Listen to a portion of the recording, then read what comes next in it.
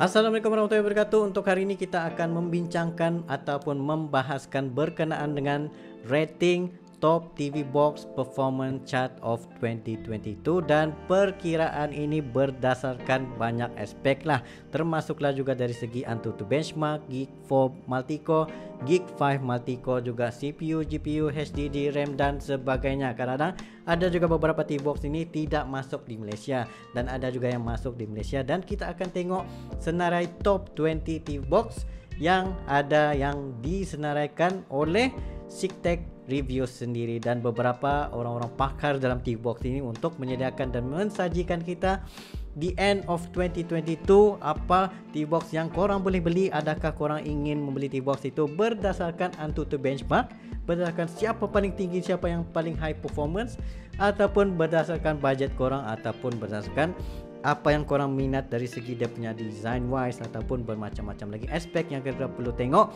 Dan mari kita tengok kepada performance chart of 2022 daripada starting kepada nombor 20. Kita boleh tengok di sini yang beberapa TV box yang kita kurang kenali, iaitu Formula GTV, tapi kita boleh gantikan kepada Micool KD3, dan seterusnya kepada 19 ni iaitu Homatix Box R4K Plus yang baru sahaja masuk ke dalam dunia AnTuTu benchmark ini, iaitu this TV box yang aku review sekarang ni, iaitu Homatix Box R4K Plus dengan kemampuan 4GB of RAM serta 32GB of ROM. Dan dari segi CPU pun, CPU menggunakan CPU yang standard kepada Quad A55 Mali G31 kepada TV box ini, tapi features dan juga benefit yang ada pada TV box ini bermacam-macam lagi. Teknologi baru yang mereka letakkan termasuklah penggunaan USB-C yang jarang sebenarnya digunakan oleh TV box di luar sana.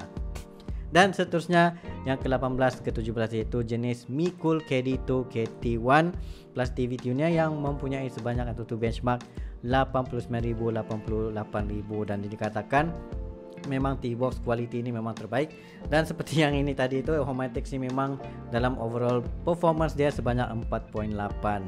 Seterusnya pergi kepada nombor 16 iaitu Fire TV Stick 4K Max, yang ini merupakan TV stick daripada Fire, juga Amazon Fire. Memang bagi aku Amazon Fire TV, Fire TV Stick, Fire TV Cube ni antara salah satu TV box yang memang the best lah juga, kerana mereka di dalam industri TV box ni sudah pun lama dan mereka memahami apa user sebenarnya perlukan, dan mereka menggunakan operating system mereka, tapi dia tidak mempunyai sebarang AnTuTu benchmark dan sukar untuk orang katakan untuk sideload AnTuTu benchmark ini. Jadi mereka test out menggunakan Geekbench 4 Multicore dan serta penilaian daripada segi kuat Octa Hexa, CPU, GPU dan juga beberapa aspek yang lain juga.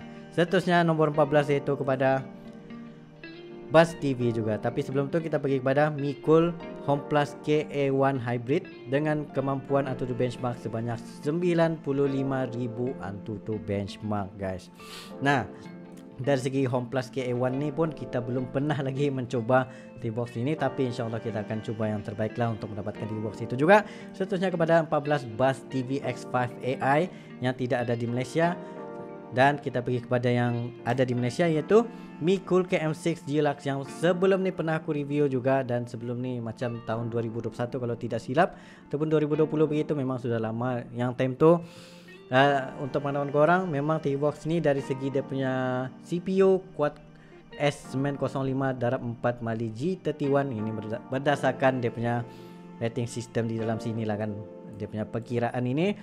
Dan untuk pengetahuan korang, KM6 ini tidak support kepada Netflix, jadi maksudnya untuk kegunaan standard of usage, buka kepada Disney, Prime Video dan sebagainya itu memang tidak masalah kecuali Netflix sahaja.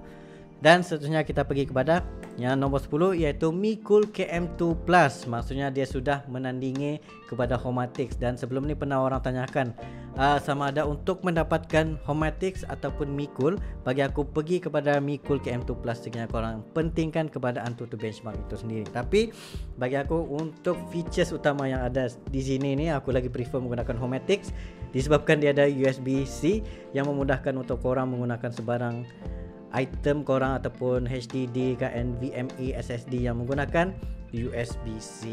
Jadi di sini top 10 sudah masuk KM2 Plus. Sebelum ni yang KM2 tidak masuk, tapi Mi-Cool KM2 Plus sudah masuk di dalam sini dan dikatakan 4.8 grade performance dengan Antutu 103.000 gig 5 multi-core sebanyak 492, walaupun dia menggunakan quad S905 dalam 4 Mali G31 dan menggunakan 2 gig of RAM serta 16 GB of ROM.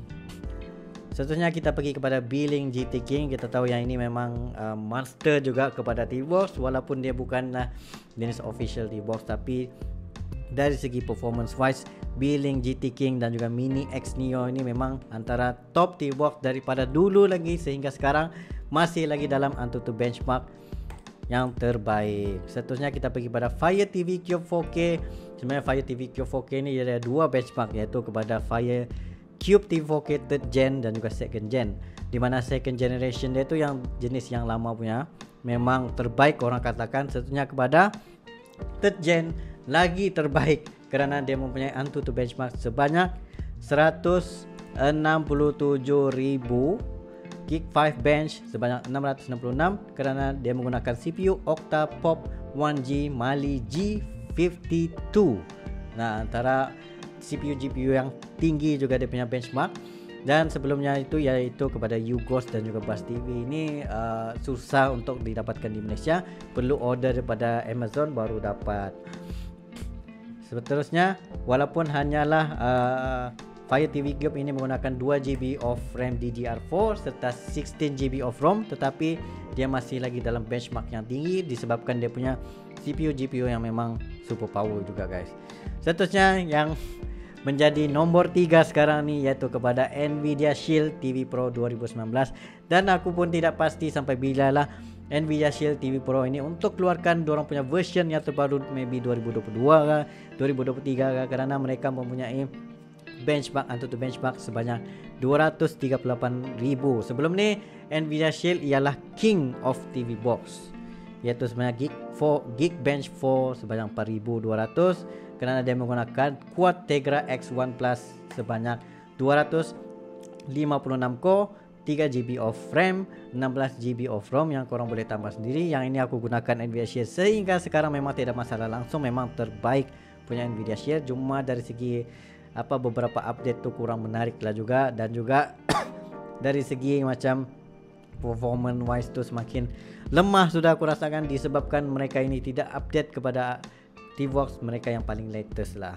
Dan seterusnya pesaing utama yang masuk dalam industri semenjak 2021 iaitu Apple TV 4K 2021 dan juga Apple TV 4K 2022. Dia punya Antutu benchmark hampir 1 juta guys, iaitu 800.000, dan juga Geekbench 5 multi-core iaitu sebanyak 4.800 dengan penggunaan CPU Hexa A15 Bio, iaitu penggunaan Bionic chip A15 yang ada pada handphone korang juga itu mereka gunakan. Tapi mana tahu satu hari nanti mereka mengeluarkan Apple TV 4K 2023 pula menggunakan M1 chip, itu kita dapat tidak pastilah, mungkin sampai berjuta-juta dia punya Antutu benchmark dan boleh support kepada heavy gaming di dalam situ juga guys. Wah, tapi insyaallah kita akan cuba untuk mendapatkan Apple TV juga selepas ni untuk tengok macam mana quality wise yang ada pada Apple TV ni. Memang puas hati sangat lah guys.